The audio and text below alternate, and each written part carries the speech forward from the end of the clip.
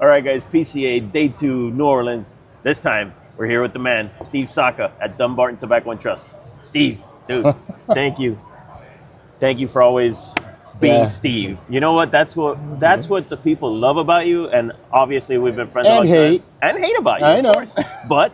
But Steve is Steve, you know? And the yin comes with the yang. That's right, man. That's how it is. And you did this year one of the most Steve things you could do, you know? This is the 2025, the year of the Duque, right? And so tell us about this product and how it came about. Look, we're in an industry of copycats, okay?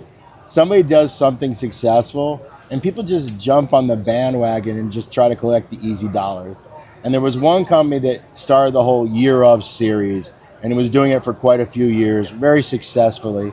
And they have a very wide Asian market, right? So it made sense for the way they do their international distribution. But like everything, whenever anything does well, you all of a sudden end up with a whole bunch of other people that do it too. So there's, I don't know, 6, 7, 8, 9 other companies that all of a sudden were now doing the Year ofs, right? And it's kind of like, I like that easy money. Yeah. It's a once a year release, but I can't do the Year of. It doesn't feel right for me. It isn't. So I was trying to think of how can I do this in a way that I can do it, but do it in a very Dunbarton kind of way. So I decided, fuck it, I'm just going to make my own Year up.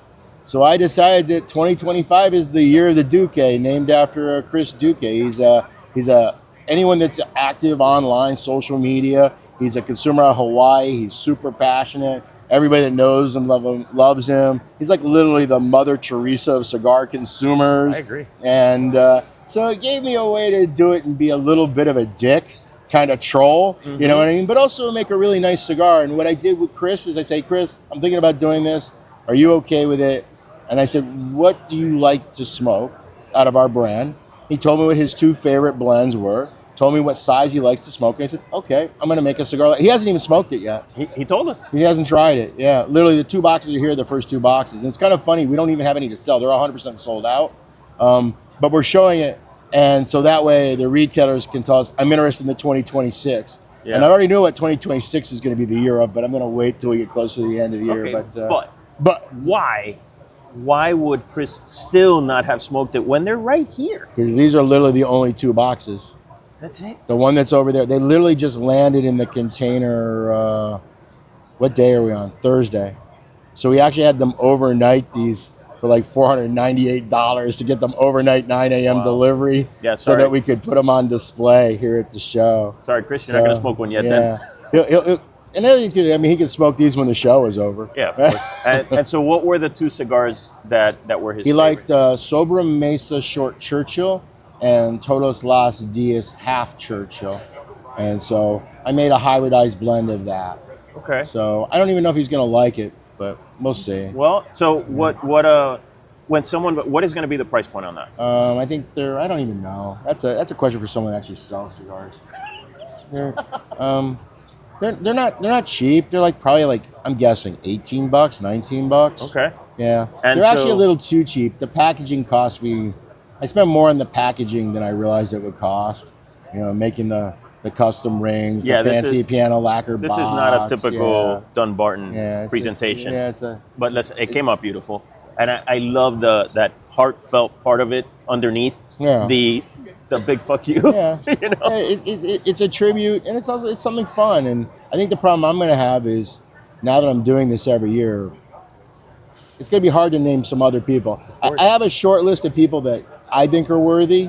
You know what I mean? But it's like I said, Chris is like the Mother Teresa. I'm going to be kind of going downhill. I think so. What I mean? I think so. I don't know. Will they always be consumers? I don't know. I may decide it's the year of the toaster. That's the beauty of it. I can just do whatever the hell I want. Yeah, it does kind of catch all, right? It's like the whole thing is just a big troll. I mean, but it's a good cigar. It's a good cigar in a box. I kind of like it to be after consumer because that way it gives me a starting point for the blend. Yeah, right. Yeah, of course. Because then I can ask somebody, say, oh, well, what are your favorite cigars that we make? Yeah. Okay, and they can tell me what is your favorite size. So it kind of gives me a place because I want the blend to be unique every year. Yep. So it's something fresh for the consumer. And the nice thing is that you don't have to worry about making a blend that can Right. that can carry and be consistent. You don't have to worry about that. It's a Yeah, one-time no, it's a we go. single time Yeah. project. Yeah. And so, but now let's talk about the other things being released. Okay. Right?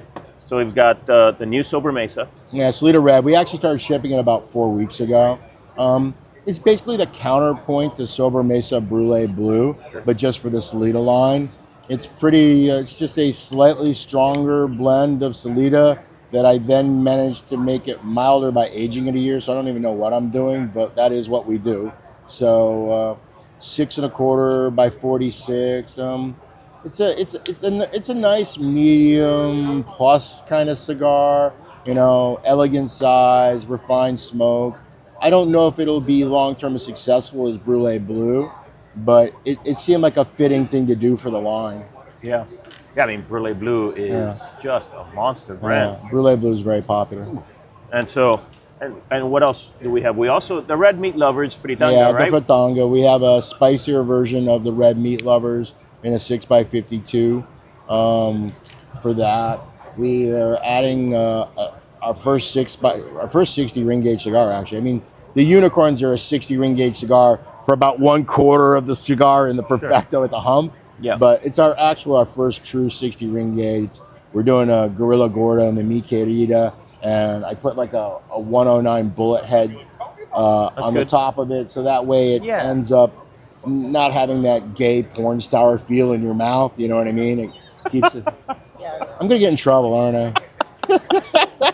Jesus Christ. Not that there's anything wrong with gay porn stars, but no. Look, for me, when you're smoking a really big ring gauge cigar, I don't like that, because I'm also somebody that I do this all the time. Yeah. Okay, and it's too big. Where when you have the rounded head, it makes it where it's a little bit more manageable in the mouth. And it helps slightly concentrate the flavor, but I think it's more a comfort thing. I agree. What else we do? And then this fella right here. Yeah, on, this man. one's actually an interesting one. So this is the Dunbarton 10th Jubilee. Essentially our anniversary cigar, but I want to call it something different than anniversary. Everyone uses that word a billion times. Yeah. So I called it Jubilee. The Queen will have to sue me. Yep. And We'll cross that bridge when we get to it. this was actually a very intentional project, because logically, normally when you do an anniversary cigar, you normally take what is probably one of your most popular things, and you maybe do a tweak or a deviation based on that, because you know that's what your consumers really like. You almost always do it in some sort of grand size, some sort of Figurado, a Diademus, a Salomon, and you normally put it in a very fancy, elaborate cabinet to showcase the fact that you're celebrating an important anniversary. And I don't know. I thought about it, and I was like, that's what everybody does. And I thought, you know what? I should just do what I did when we started the company. When I started Dunbarton and everybody came to the first trade show, everyone thought I was just going to make another Liga Privada, because that would have been the slam dunk easy thing to do, right? Look, I did make a broadleaf blend that's in the genre. That's what all our Mi Queridas and whatnot are. But out of the gate, I made Sober Mesa, and Sober Mesa was just something that nobody expected. I was using tobaccos I had never really made a cigar out of. I was making a medium-bodied, nuanced kind of cigar. And I thought, you know what? If you're going to celebrate the last 10 years of success, why not do something like that? So I decided to make a blend that's different wrapper, Ecuador Sumatran. It's the first time we've done any nationwide release with Ecuador Sumatran. A different binder, lower, thinner Mexican Claro, and then 4 Nicaraguan fillers that I've used all of the filler seed varieties, but not from these 4 specific farms. So all the tobacco in this cigar we've never used before. I made a medium plus style blend. It's got kind of like toffee and like a graham cracker thing going on, and a little bit like Sarawak pepper, and it's a very balanced, nuanced, medium plus, rich, but it's not like a Tricky Traca or a Papa Saka or any of the things that, Brulee Blue, the things that our consumers go crazy for. It's totally out in left It's a field. departure. And then I'm like, well, if I'm in for a penny, go in for a pound. I don't even want to make the Salomon. I don't want to make the Diademas. I want to make a size I like to smoke, right? So I'm like, I'm going to make it in a 5 5/8 by 48. I enjoy that size. And now I'm like, well, I could make a really fancy cabinet and make it really glossy. And like, you know what? I'm going to put it in a nice box, an understated box, but nothing like super over the top, crazy, elaborate, right? In fact, the thing that makes me really happy about this box is, and this gonna sound so stupid, it's this paper. Because when I was getting into cigars in like the late 80s and the early 90s, all the best brands came with spider paper in the box, right? I don't know, Fuente probably uses it in some of their products still, right? I think so. Yeah, but they would be like the only ones because this stuff is like real old school. Yeah. I don't know, man. It just felt right to me. It does. And why 13? I do 13 because I've always liked the quintessential look of that traditional 25 count box that has 13 on top and 12 on the bottom.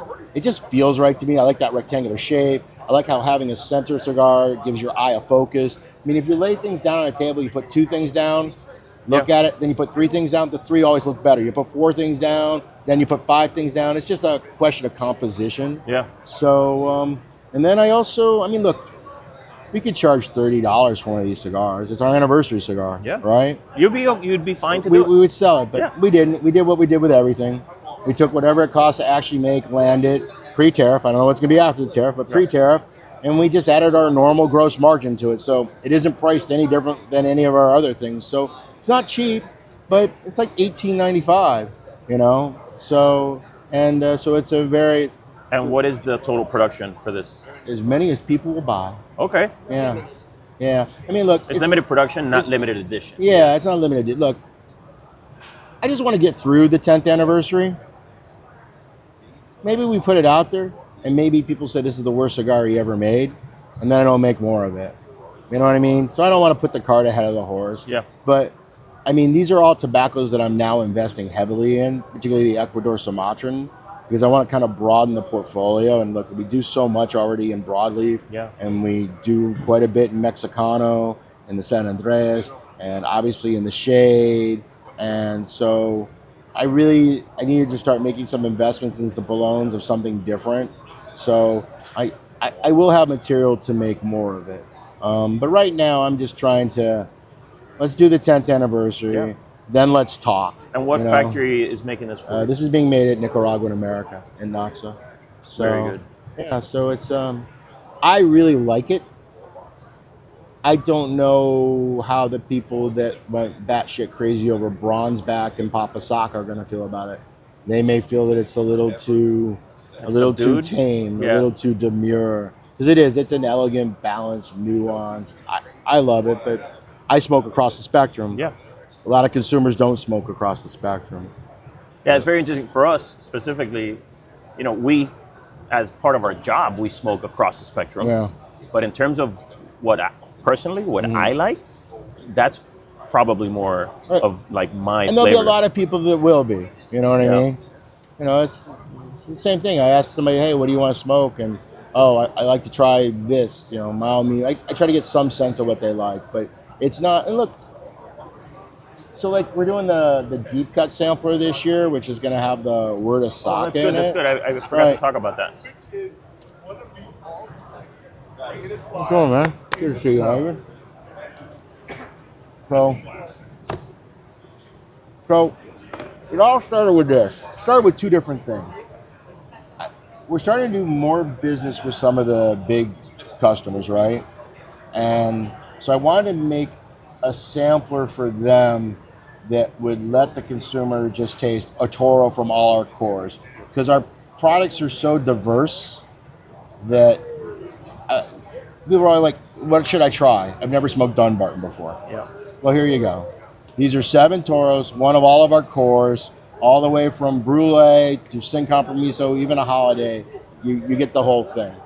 So that was the purpose of that, right?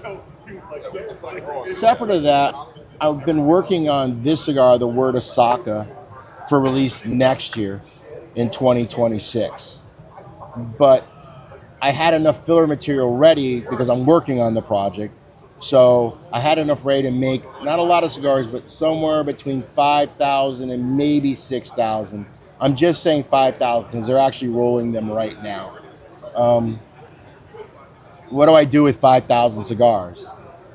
I can't keep them a year and release them with next year because then they're going to have an extra year of age. Yeah. And those 5,000 aren't going to taste the way they should taste when we actually do a real production run on it. So I could sell them as an exclusive to one retailer, but that retailer is going to get a beautiful payday, but it's going to piss off the hundreds of others of my retailers because they didn't get the cigar, right? That's not going to work out well. So I said, you know what if I made a sampler and I put one of these Word of Sakas in it to use these 5,000 cigars? And I decided, you know what? People always ask me, what do you smoke? What's your favorite cigar? So I just made a sampler of these are these cigars that I smoke. These are my favorite cigars. These are the ones I smoke the most of.